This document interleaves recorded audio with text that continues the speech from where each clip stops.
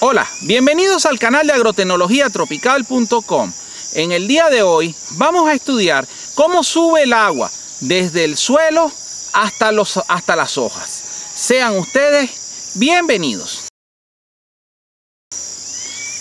La distancia que recorre el agua desde el suelo hasta las hojas puede ser muy pequeño cuando la planta está pequeña, pero puede ser una distancia importante si estamos hablando de un gran árbol. En ambos tipos de plantas, las fuerzas que están involucradas son prácticamente las mismas, las cuales vamos a estudiar a continuación. El movimiento del agua en la planta depende de un movimiento de energía. El agua se va a desplazar de una zona donde tiene más energía a una zona donde tiene menos energía. Y esto es lo que va a producir el movimiento del agua. Existen distintas causas que pueden afectar la cantidad de energía que tiene el agua. En el caso del agua, generalmente es succión, o sea, es como energía negativa. Y mientras más negativa sea la succión, más movimiento del agua va a ocurrir. Por supuesto que toda esa energía proviene del sol, que es la que crea ese gradiente de energía desde la parte más alta en un árbol hasta la raíz más profunda en la misma planta. Entonces vamos a estudiar cuáles son esas fuerzas involucradas. Son 4 niveles de energía que son conocidos en el caso del riego como potenciales, porque vienen de lo que se conoce como energía potencial. Son potencial osmótico, potencial mátrico, potencial gravitatorio y potencial de presión. El potencial mátrico es tal vez uno de los más difíciles de comprender, pero tiene que ver con la fuerza con que el agua se adhiere a las superficies. Entonces, si hay mucha superficie de contacto, el agua se adhiere con mucha más fuerza que si hay poca superficie de contacto.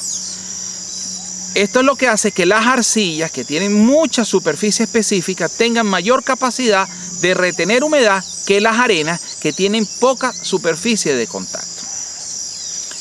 El potencial mátrico también es el responsable de que si nosotros agarramos una servilleta, esta servilleta se humedece por un lado y progresivamente la humedad va avanzando hasta llegar al otro lado de la servilleta. Al final, toda la servilleta va a estar húmeda, producto del agua que se fue adheriendo a las partículas de la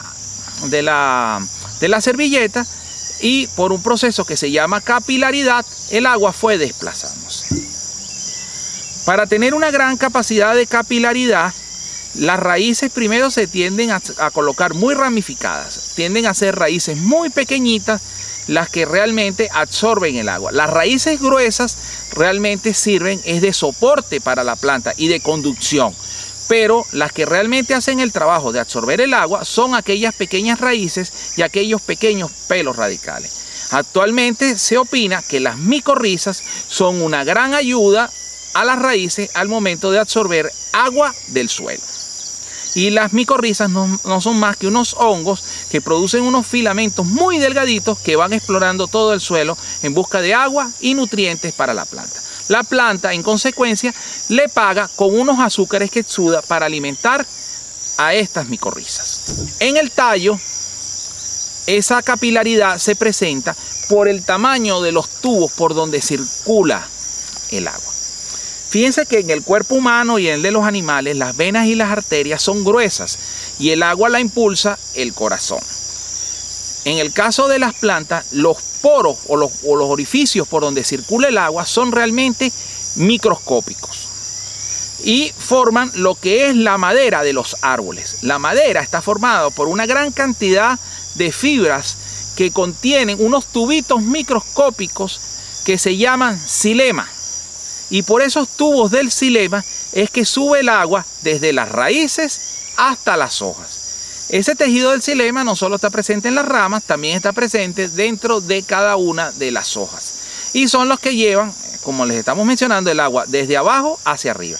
Ellos tienen que tener la capacidad, al igual que un sorbete o pitillo, de no contraerse cuando se hace la succión, que ocurre a nivel de las hojas. Ellos tienen que tener mucha resistencia para que no se contraigan. Fíjense que cuando ustedes absorben por un sorbete, el sorbete no se contrae y simplemente permite que se absorba el agua desde el recipiente donde se está consumiendo. Igual sucede con el caso del xilema. Entonces ahí vemos cómo interviene el potencial mátrico. Este potencial mátrico pasa a ser muy importante, sobre todo cuando los suelos tienden a estar muy secos. En la medida que el suelo esté más seco, va a predominar más las fuerzas mátricas y ese potencial se va a poner cada vez más pequeño, es decir, más negativo. La siguiente fuerza involucrada es el potencial gravitatorio y eso tiene que ver con respecto al peso del agua. No es lo mismo subir el agua en una plantica de este tamaño que subirla a un cocotero o a un árbol de mango o un árbol de samán. La distancia que tiene que recorrer el agua es más fuerte y la presión del agua es más importante. Entonces la energía necesaria para hacer ese movimiento pasa a ser muy importante y debe ser compensado por fuerzas como la mátrica o el osmótico para poder permitir que esa agua se puedan desplazar en esas distancias. Si un suelo está muy mojado, el agua libre por gravedad va a desplazarse hacia abajo. Pero dentro de la planta es una fuerza a vencer porque es la que frena que el agua no suba. Vamos a hablar ahora del potencial osmótico.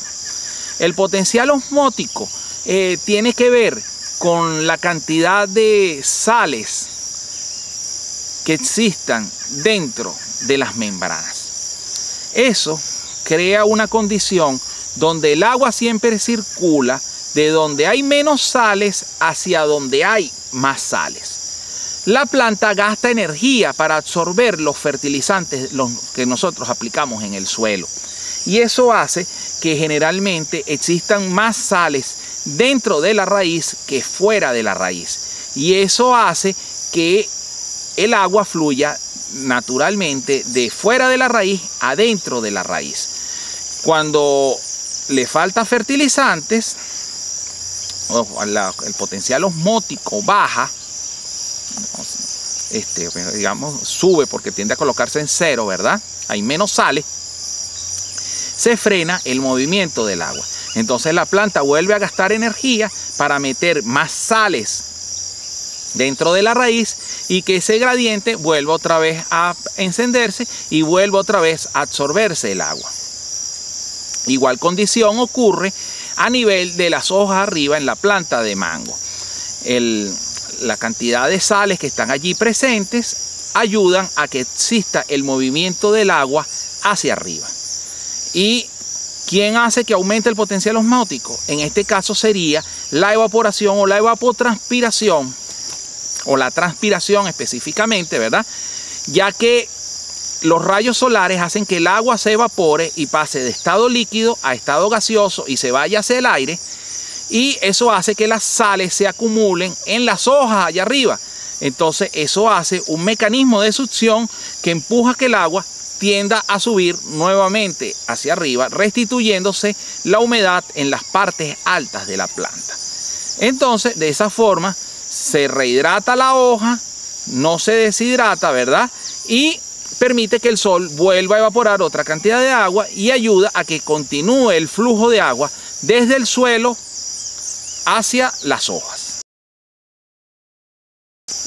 Luego tenemos el potencial de presión. El potencial de presión tiene que ver con la fuerza que hace que una planta tierna mantenga sus hojas hacia arriba.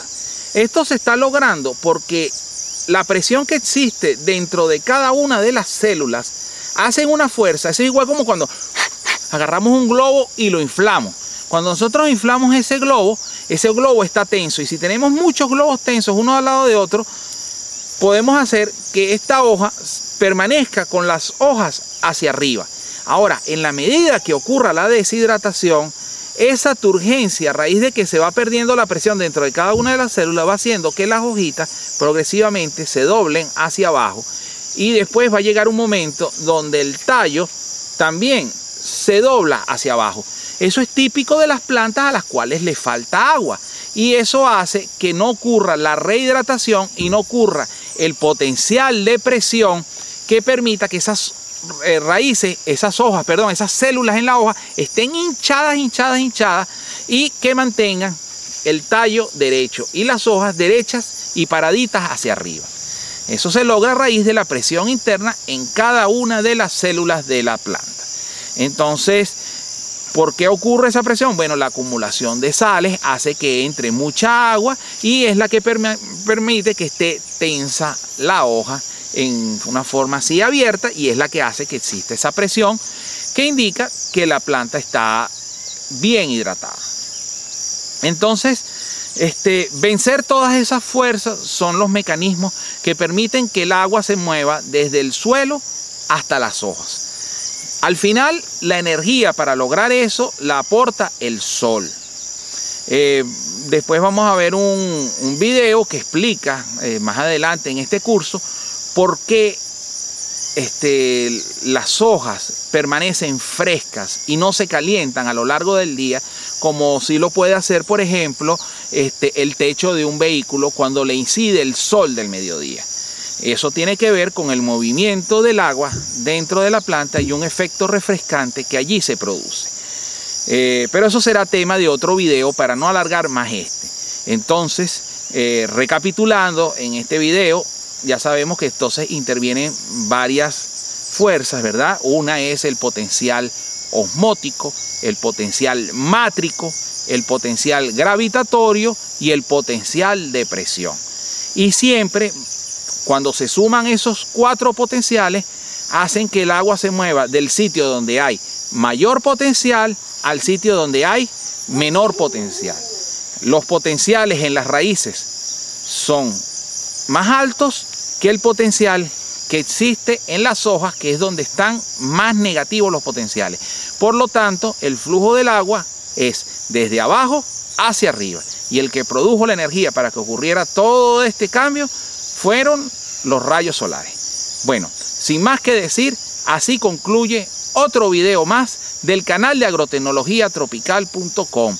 En esta oportunidad, dentro del curso de riego, estudiando y descubriendo cómo hace el agua para subir desde el suelo hasta las hojas.